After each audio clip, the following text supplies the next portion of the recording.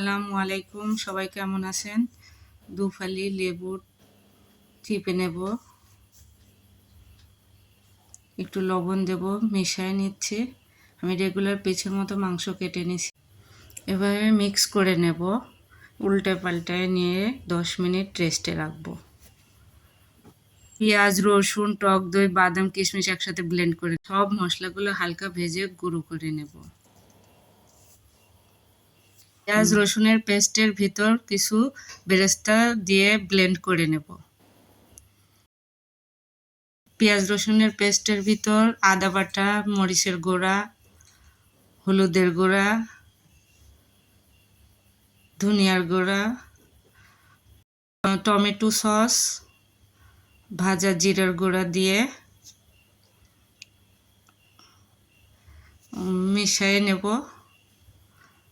কিছুক্ষণ রেস্টে রাখবো। এবার মাংসগুলা ভেজে নেব। এই তো দিয়ে দিছি।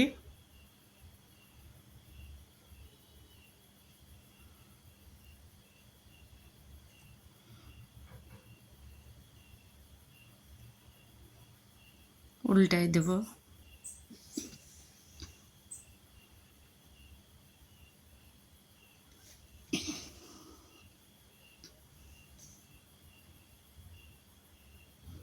সবগুলা উল্টাই দেব। হালকা করে ভেজে নেব, বেশি ভাজবো না।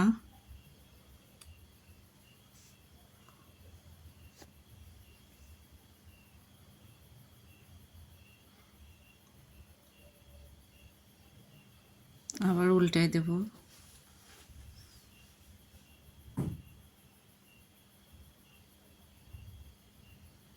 এবার তুলে নেব, আবার দিয়ে দেব।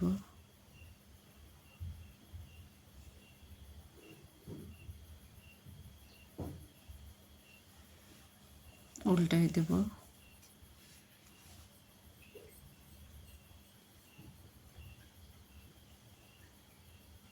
আবার উল্টাই নেব।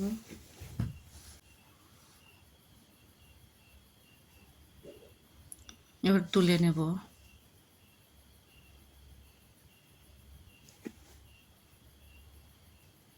আবার দিয়ে দেব।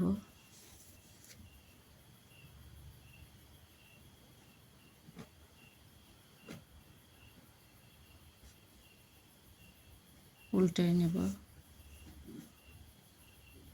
তুলে নেব, তুলে নেব। বড় একটা প্যান নিয়ে নিলাম, তেলে দারুচিনি, তেজপাতা, সাদা এলাচ, কিছু পেঁয়াজ কুচি দিয়ে দিলাম। লাল হয়ে গেলে রেস্টে রাখা মশলাগুলি দিয়ে দেব।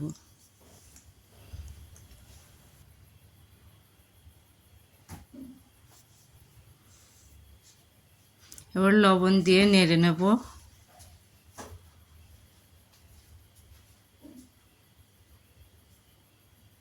মাংসগুলো দিয়ে দেব। হালকা হাতে নেড়ে নেব।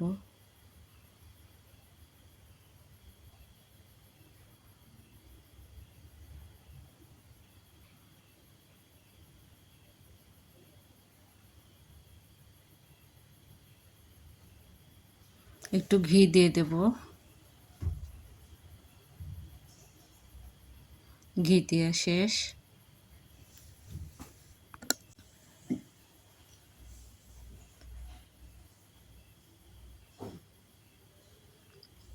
ভালোভাবে নেড়ে নেব, ঢেকে দেব। এই পর্যায়ে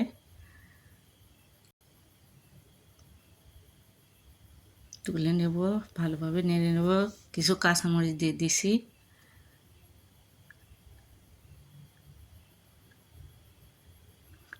পেঁয়াজ বেরেস্তাও দিয়ে দিলাম, আর একটু ঘি দিয়ে দিলাম।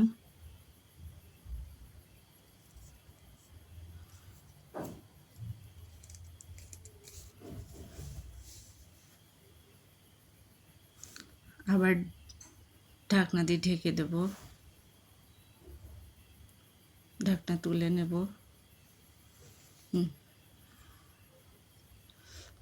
হালকা হাতে ভালো করে তলা থেকে নেড়ে নেব। আবার একটু ঢেকে দেব।